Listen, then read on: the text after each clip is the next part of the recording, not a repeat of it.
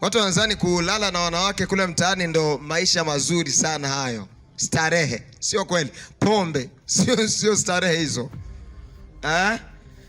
Watu wanasahau ya kwamba maisha matakatifu ndo maisha matamu kuliko yote. Mimi ni kijana na nimeoa. Namshukuru Mungu nina mke.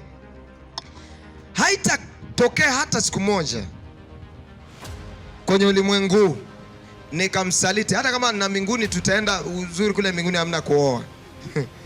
Kule tukienda mbinguni kila mtu kivyake vyake. Utakoma unavyojua mwenyewe. Sasa hata siku moja haitatokea nikamsaliti mke wangu. Au ni maisha matamu. Ile wengine wanadhani utamu, ujanja, starehe ni kulala na wanawake kule nje. Sio kweli. Hayo sio maisha mazuri. Maisha mazuri ni kukaa na mke wako unamheshimu. Ijapokuwa amezaa na shepu kimeanza kwenda upande, lakini unamheshimu. Mashavu ni kama vile yanavutwa, ni kama vile kuna kitu kimening'inia kwenye mashavu, lakini unaendelea kumheshimu.